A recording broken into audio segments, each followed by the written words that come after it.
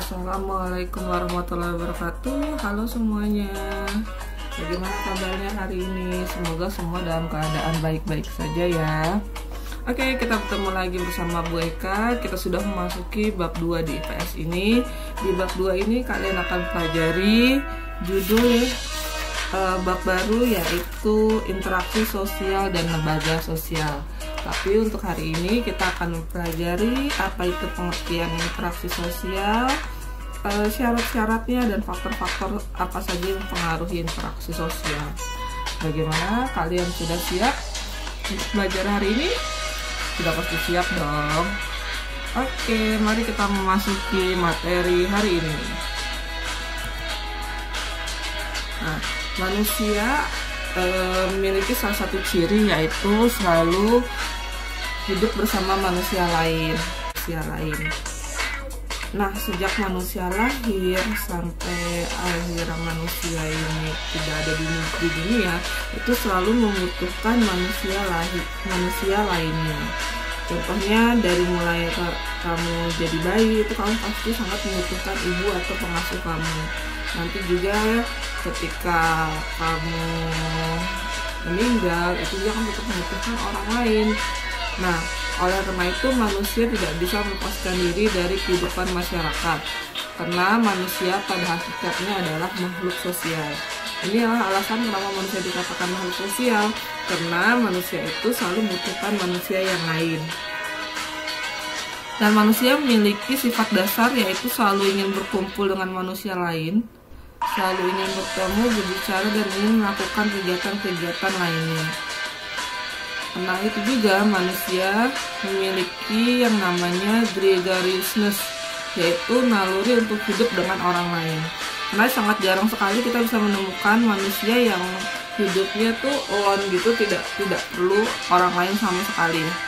Contohnya misalnya seperti nasi yang kalian makan setiap hari, untuk memenuhi kebutuhan nasi kalian itu aja, itu udah banyak sekali melibatkan manusia lainnya, mulai dari pak petani yang merawatnya, mulai dari orang yang mendistribusikannya atau membawa nasinya, dan juga mulai dari mamahmu yang memasak. Nah, itu adalah contoh dari gregariousness. Dari semangkuk nasi aja kita bisa tahu bahwa banyak sekali manusia yang terlibat di dalamnya. Jadi, sesuai dengan judul kita hari ini, menurut kalian apa itu interaksi sosial? Ada yang tahu? Oke, yang dikatakan interaksi sosial di sini adalah hubungan-hubungan antara individu dengan individu dengan kelompok, maupun antara kelompok dengan kelompok lain yang saling mempengaruhi. Jadi, sesuatu dikatakan interaksi sosial jika ada hubungan antara satu individu dengan individu lain, individu dengan kelompok, kelompok dengan kelompok, dan syaratnya harus saling mempengaruhi. Oleh karena itu, dalam interaksi sosial, hubungan itu harus dilaksanakan secara timbal balik. Timbal balik yang dilakukan oleh kedua belah pihak. Nah, kedua pihak itu pun harus saling merespon. Jadi contohnya, jika ibu bertanya pada kalian atau ibu bertanya pada kamu, terus kamu merespon atau menjawab, itu berarti sudah terjadi interaksi sosial. Misalkan kalau ibu tidak bertanya pada kamu dan kalian tidak merespon, walaupun kita berada di tempat yang sama, itu berarti bukan interaksi sosial. Contoh lainnya itu adalah maksud dari kata terjadi timbal balik. Misalnya jika diminta bantuan, dia membantu. Jika diajak bermain, dia ikut main. Nah, itu namanya interaksi sosial. Jadi kalau misalnya dicuekin atau tidak ada respon, berarti belum terjadi yang namanya interaksi sosial. Tujuannya manusia melakukan interaksi sosial untuk apa? Ada banyak tujuannya selain keempat ini. Salah satu yang paling penting adalah untuk memenuhi kebutuhan pokok seperti sandang, pangan, dan papan. Kemudian untuk ketertiban, ya untuk melaksanakan ketertiban sosial. Kemudian untuk memenuhi kebutuhan pendidikan dan kesehatan seperti yang kita sedang laksanakan ini, ibu mengajar. Nah, itu adalah untuk kebutuhan pendidikan. Kemudian kebutuhan akan kasih sayang. Itu alasannya kenapa terjadi interaksi sosial. Lalu ciri-ciri interaksi sosial. Seseorang sesuatu dikatakan interaksi sosial jika memiliki ciri-ciri seperti ini. Yang pertama, jumlah pelakunya lebih dari seorang, minimal 2 atau lebih. Jadi misalkan jika kamu ngomong sendiri atau misalnya aku punya imaginary friends atau teman imajinatif, nah dan tapi tetap kamu cuma 1 orang, nah itu namanya bukan interaksi sosial, karena interaksi sosial harus dilaksanakan minimal oleh 2 orang atau lebih. Yang kedua, ciri-cirinya adalah suatu dikatakan interaksi sosial berlangsung secara timbal balik seperti yang dijelaskan sebelumnya. Jadi ketika ada yang ngasih stimulus, harus ada yang merespon. Oke. Yang ketiga, harus adanya komunikasi antar pelaku dengan menggunakan simbol-simbol yang disepakati. Jadi maksudnya harus terjadi komunikasi. Komunikasi di sini kan tidak harus berbicara. Makanya di sini dikatakan bisa menggunakan simbol-simbol yang disepakati. Misalnya jika ibu bertanya, gimana, sudah pada selesai semua belum mengerjakan tugasnya? Nah, kalian tidak menjawab dengan kata iya, tapi kalian menjawab dengan mengangguk-angguk. Nah, kita semua sepakat kalau mengangguk-mengangguk itu adalah simbol dari iya. Nah, itu bisa dikatakan juga dengan komunikasinya terjadi timbal balik. Jadi tidak harus menggunakan lisan, tapi juga bisa menggunakan simbol-simbol yang disepakati bersama. Yang keempat, ciri-ciri interaksi sosial itu adalah adanya suatu tujuan tertentu. Jadi untuk apa dia melakukan interaksi? Seperti yang sudah dijelaskan di slide sebelumnya, misalnya dia melakukan interaksi untuk pendidikan seperti kegiatan belajar mengajar, atau misalnya melakukan komunikasi untuk mendapatkan suatu barang, misalnya terjadi jual beli. Nah, itu adalah ciri-ciri. Kita akan lihat syarat terjadinya interaksi sosial. Syarat terjadi interaksi sosial, tolong ingat-ingat, syaratnya cuma 2, yaitu kontak dan komunikasi. Jadi syaratnya 2, hanya kontak dan komunikasi. Tanpa kontak dan komunikasi, tanpa syarat ini, interaksi sosial itu tidak akan terjadi. Karena melalui kontak dan komunikasi, seseorang akan memberikan tafsiran pada perilaku orang lain atau perasaan-perasaan yang disampaikan kepada orang lain. Jadi maksudnya, jika ada kontak dan komunikasi, kita bisa menafikan itu kira-kira itu perilaku yang ingin disampaikan atau perasaan yang ingin disampaikan itu apa.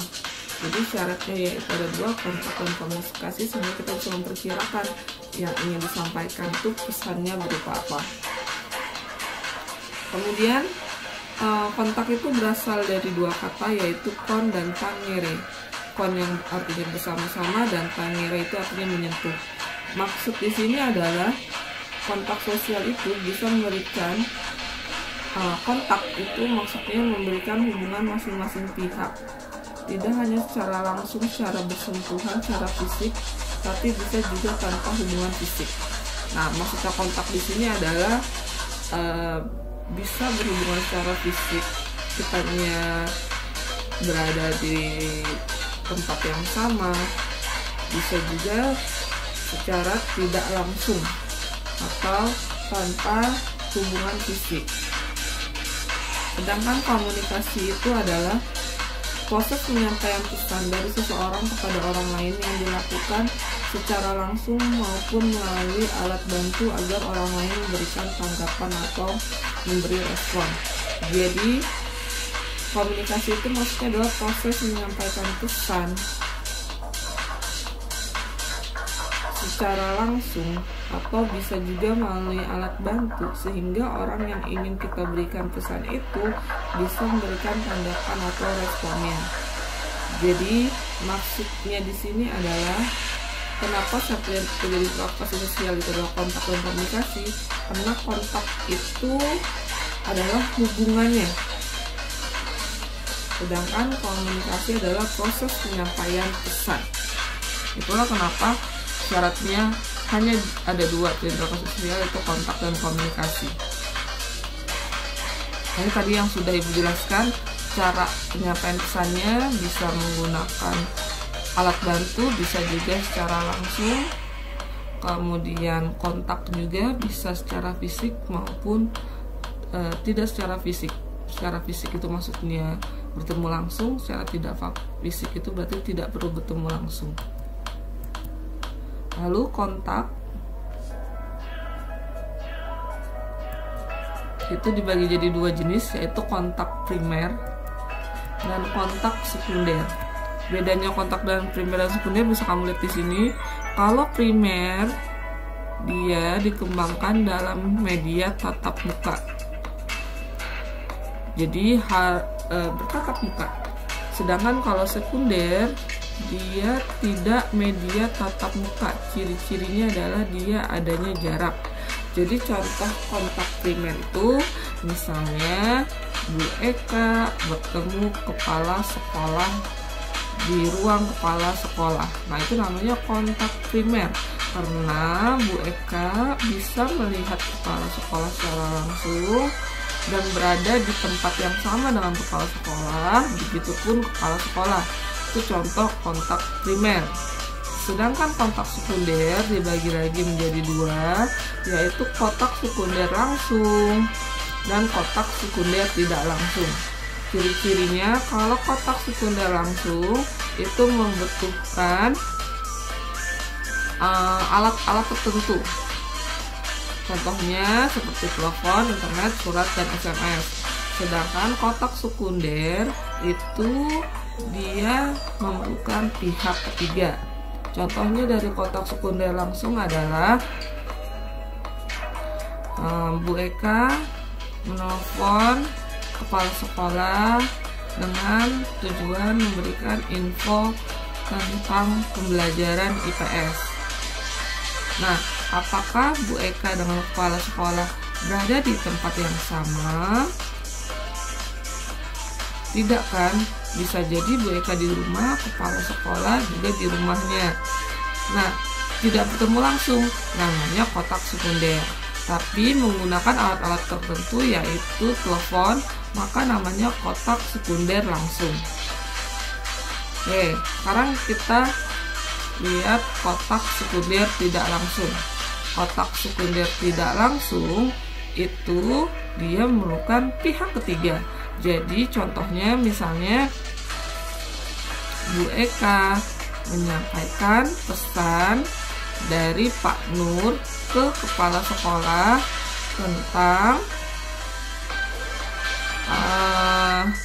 tentang kegiatan-kegiatan PJJ.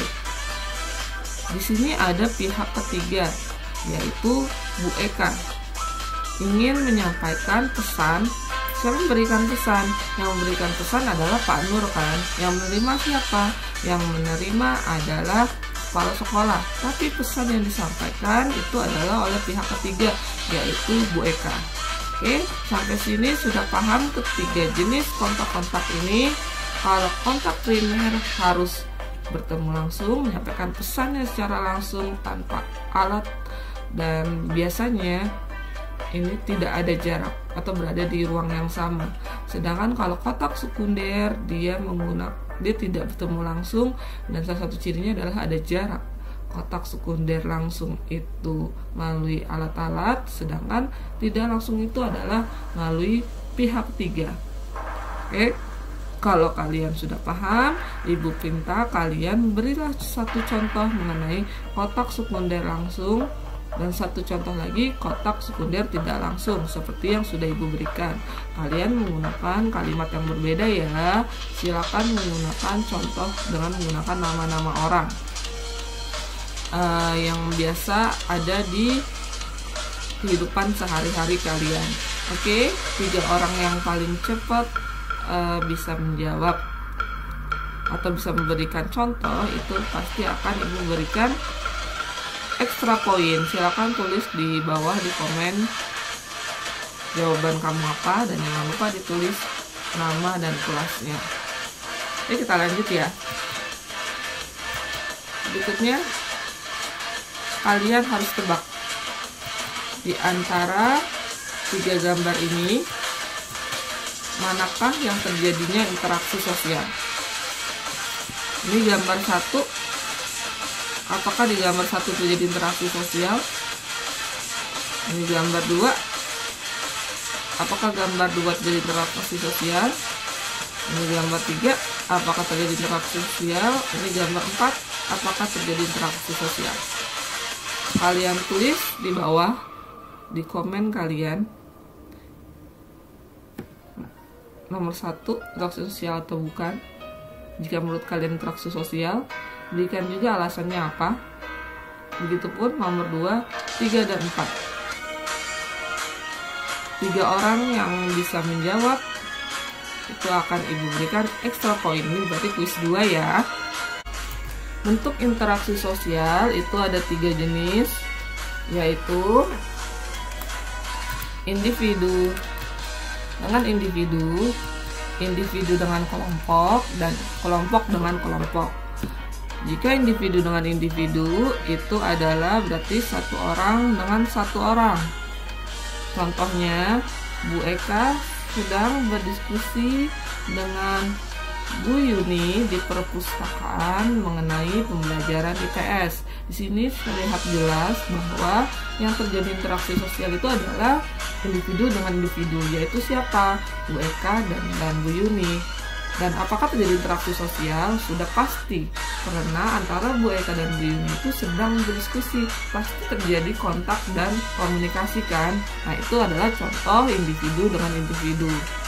Kalau individu dengan kelompok itu berarti interaksinya terjadi antara 1 orang dengan beberapa orang atau sekelompok orang.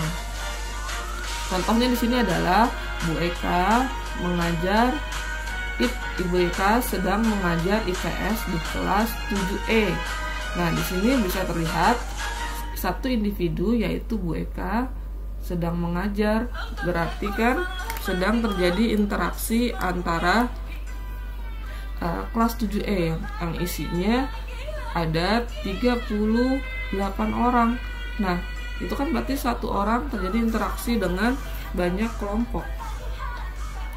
Oke, kalau kelompok dengan kelompok itu berarti terjadi interaksinya antara 1 kelompok manusia dengan kelompok manusia lain. Contohnya di sini misalnya Manchester United sedang melakukan pertandingan sepak bola melawan Liverpool misalnya. Kita bisa tahu berarti MU itu kan sepak bolanya terdiri dari 11 orang, berarti kelompok dong. Begitu juga dengan Liverpool yang isinya 11 orang juga kelompok. Nah, mereka pertandingan sepak bola pasti terjadi interaksi. Itu contoh dari kelompok dengan kelompok. Sekarang kalian beri masing-masing 1 contoh kalau sudah paham bentuk interaksi individu dengan individu apa, individu dengan kelompok apa, dan kelompok dengan kelompok apa. Nah, contoh ini bisa kalian tulis di bawah di komen seperti biasa. 3 orang yang memberikan komen yang betul dan tercepat akan Ibu berikan extra poin. Tetapi berilah contoh kehidupan sehari-hari yang mudah kalian pahami dan jelas bentuknya individu atau kelompok. Oke, semangat, silakan berikan komen kalian. Oke, untuk berikutnya faktor pendorong interaksi itu sebenarnya ada 4. faktor imitasi, sugesti, identifikasi, simpati. Di sini kok ibu nulisnya 5, ada faktor motivasi. Sebenarnya motivasi dan empati ini bisa dimasukkan ke dalam simpati ya, mereka masih sama. Cuma untuk membedakan apa sih simpati, empati, dan motivasi nanti akan ibu jelaskan secara terperinci. Sebenarnya empati dan motivasi itu bisa dimasukin ke simpati. Oke, kita bahas faktor pendorong yang pertama, yaitu faktor imitasi. Oke, apa yang terlihat oleh kalian di sini? Terbayangkan kenapa faktor imitasi kok ibu memberikan gambarannya ini? Ada seorang anak kecil yang mengikuti ayahnya mencukur jenggotnya, padahal sudah jelas anak-anak ini tidak memiliki jenggot. Ini adalah contoh dari faktor imitasi. Oke, imitasi itu artinya peniruan, jadi ditiru. Nah, proses pengertian dari imitasi adalah proses seseorang mencontoh orang lain atau kelompok. Imitasi ini bisa memunculkan dampak positif dan juga bisa memunculkan dampak negatif. Salah satu dampak negatifnya itu adalah melemahkan daya kreasi seseorang. Biasanya imitasi ini dia meniru seperti cara berpakaian, model rambut, dan cara berbicara. Jadi biasanya ditiru di imitasi ini adalah cara berpakaian, model rambut, dan cara bicara. Jadi kalau imitasi itu ditiru, tapi ditirunya cukup hanya kayak bagian luarnya saja. Misalnya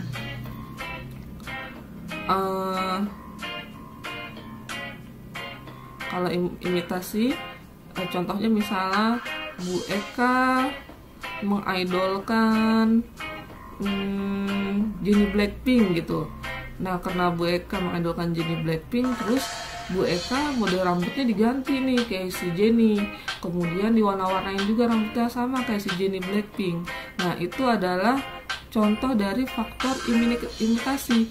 Bu Eka meniru orang lain, tapi yang Bu Eka tiru itu hanya cara model rambutnya. Tidak semua hal yang Ibu Eka tiru dari Jennie Blackpink. Nah, itu adalah contoh dari faktor imitasi. Oke, kalian pasti bisa mencari contoh faktor imitasi yang lainnya dong di dalam kehidupan sehari-hari.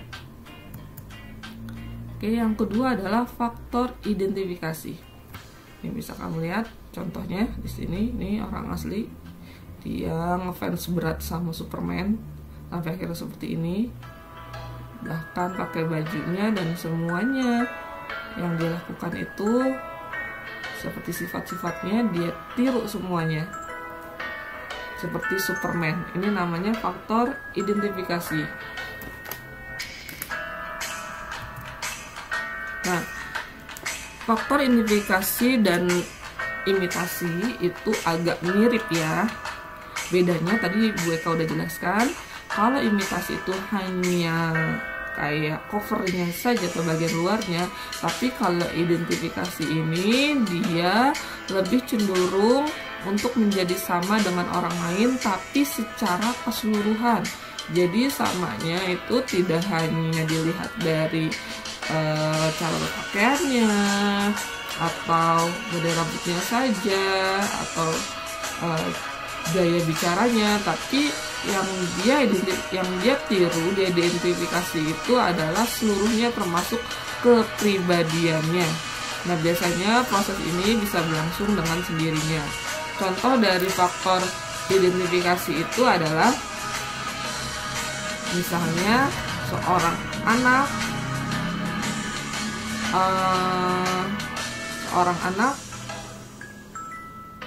mengidentifikasi ayahnya. Misalnya anak itu cowok ya, jadi yang anak ini lakukan, dia tidak hanya kayak kok gaya pakaiannya kayak mirip ayahnya ya, tidak, tapi sifat-sifatnya pun mirip. Misalnya bijaknya mirip, kalau marah pun mirip. Nah, itu faktor identifikasi. Jadi yang dia tiru tidak hanya gayanya tapi juga sampai ke sifatnya.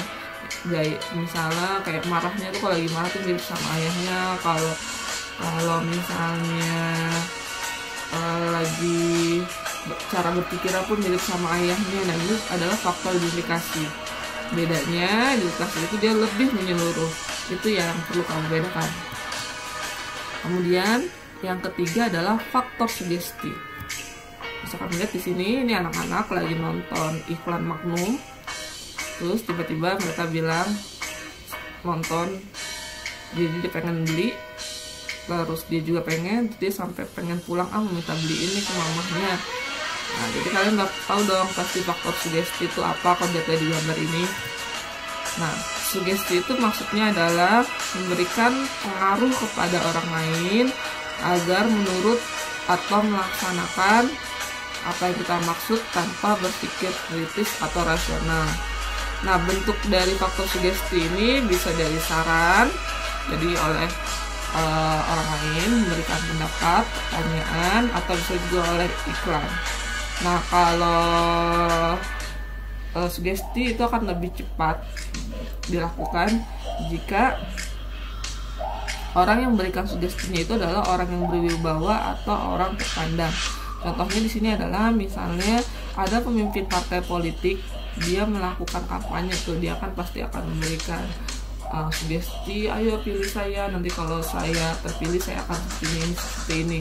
Nah, ketika kita mendengarnya, kita kan kayak tersugesti untuk oke, besok kalau pemilihan saya akan memilih orang ini nih. Nah, itu adalah contoh dari faktor sugesti. Kedua yaitu faktor sugesti, misalnya Bu Eka pulang dari sekolah, di jalan ketika tiba-tiba lihat billboard iklan McD, lalu karena niat ikan, wah kayaknya ayam gorengnya enak nih, ntar kayaknya pulang enak makan ayam.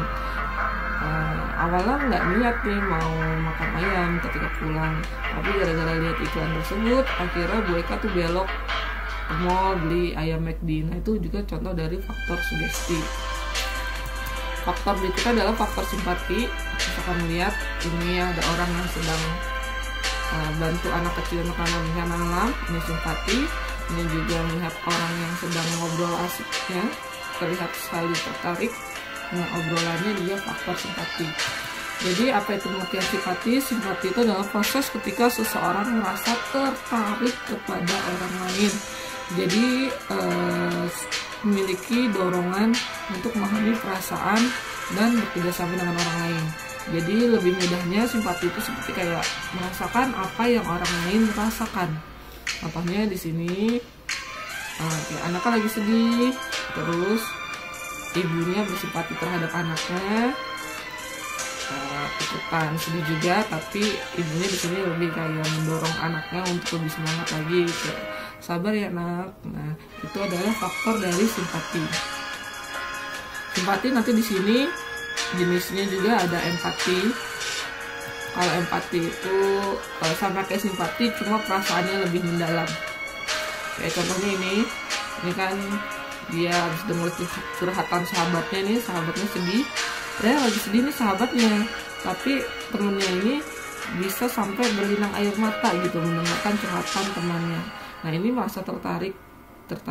Di sini maksudnya tertarik mendengar kesedihannya kan, sampai dia ikut merasakan sedih juga seperti yang orang lain rasakan. Nah, itu adalah faktor empati. Jadi simpati yang sifatnya mendalam. Nah, kan kalau faktor motivasi, dia simpati yang sifatnya bisa memotivasi seseorang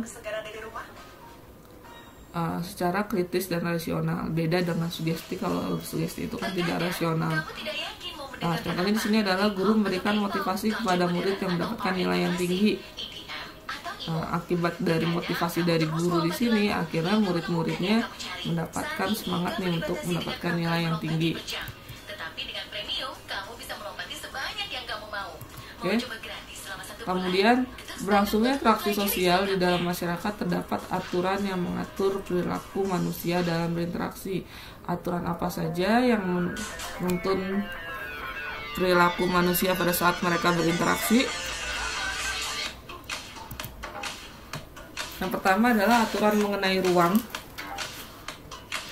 Jadi interaksi sosial itu mengatur ruang atau tempat di mana interaksi terjadi.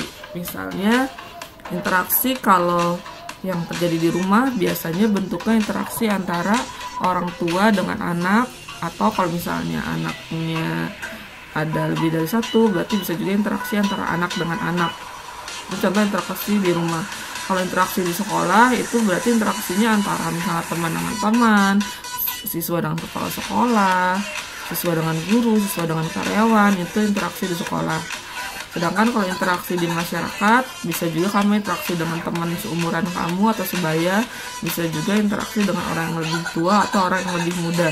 Jadi maksud di sini adalah ruang itu menentukan kita interaksinya dengan siapa. Kalau di rumah berarti kalau kalian interaksi dengan orang tua, tapi kalau di sekolah bisa dengan siswa lain, dengan guru, dengan kepala sekolah. Tapi kalau di masyarakat bisa lebih luas lagi interaksinya.